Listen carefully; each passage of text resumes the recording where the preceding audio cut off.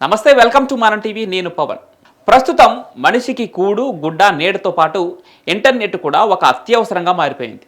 Internet లేని జీవితాన్ని అసలు ఊహించుకోలేకపోతున్నాం. అందుకే ఇప్పుడు హై స్పీడ్ ఇంటర్నెట్ రాజ్యం ఏలుతోంది. ప్రపంచంలో దాదాపు 100 దేశాలకు ఈ హై స్పీడ్ ఇంటర్నెట్ అందిస్తున్న ఎలాన్ మస్క్కు చెందిన high speed satellite internet service SpaceX భారత్లోకి రాబోతుంది. ఇక ఎయిర్టెల్, రిలయన్స్ జియోలు ఎలాన్ మస్క్కు చెందిన ఈ స్పేస్ ఎక్స్తో అగ్రిమెంట్స్ కూడా చేసుకున్నాయి.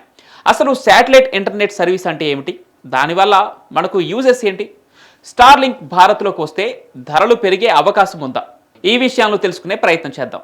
ప్రస్తుతం భారత్లో మొబైల్ టవర్స్ లేదా ఇంటర్నెట్ కేబుల్స్ ద్వారా మాత్రమే ఇంటర్నెట్ వస్తుంది.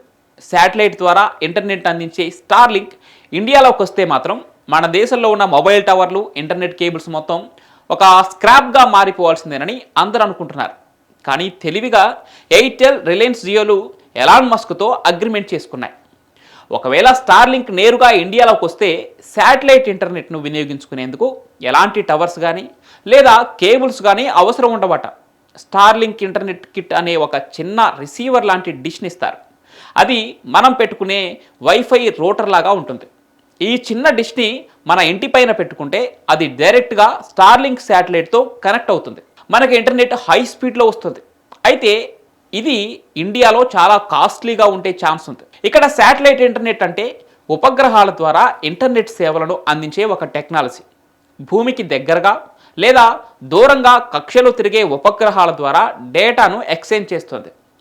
ఫైబర్ కేబుల్స్, మొబైల్ టవర్స్ లేని చోట్ల కూడా ఇది ఇంటర్నెట్ను అందించగలుగుతుంది.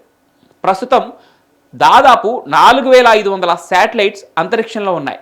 త్వరలోనే వీటిని 12,000కు పెంచేందుకు ఎలాన్ మస్క్ ప్రయత్నం చేస్తున్నారు. స్టార్లింక్, ఎయిర్టెల్, జియోలతో కలవటం వల్ల లాభాలేంటో ఇప్పుడు తెలుసుకుందాం.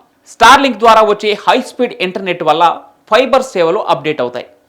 శాటిలైట్ ఇంటర్నెట్ కాబట్టి మారుమూల ప్రాంతాల్లో కూడా తక్కువ ధరలకు హై స్పీడ్ ఇంటర్నెట్ లభిస్తుంది. భూకంపాలు, తుఫాన్లు, వరదల వల్ల సాధారణ నెట్వర్క్లు పనిచేయకపోయినా ఈ శాటిలైట్ ఇంటర్నెట్ అందుబాటులో ఉంటుంది. శాటిలైట్ ఇంటర్నెట్ వల్ల సముద్రపు ఓడలతో నిరంతరం కమ్యూనికేషన్ ఉంటుంది.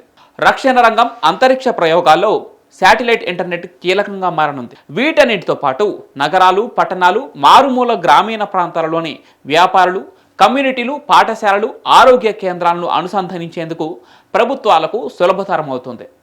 ఒక్క మాటలో చెప్పాలంటే ఇంటర్నెట్ డౌన్ అనేదే ఉండదు. మరి భారత్లో స్టార్లింక్ ఎంట్రీ ఇవ్వటం వల్ల ఇంటర్నెట్ ప్లాన్ ధరలలో మార్పులు ఏమైనా వస్తాయో లేదో తెలుసుకోవాలి. ప్రస్తుతం భారతదేశానికి ఒక్క భూటాన్కు తప్ప ఇతర పొరుగు దేశాలలో స్టార్లింక్ అందుబాటులో లేదు. భూటాన్లో స్టార్లింక్ రెసిడెన్షియల్ లైట్ ప్లాన్ను వినియోగించుకోవాలనుకుంటే నెలకు దాదాపు 3,000 రూపాయలు చెల్లించాల్సి ఉంటుంది. ఈ ప్లాన్లో 23 MBPS నుంచి 100 MBPS హై స్పీడ్ ఇంటర్నెట్ వస్తుంది. అదే స్టాండర్డ్ రెసిడెన్షియల్ ప్లాన్ కోసం నెలకు దాదాపు 4,200 వరకు చెల్లించాలి.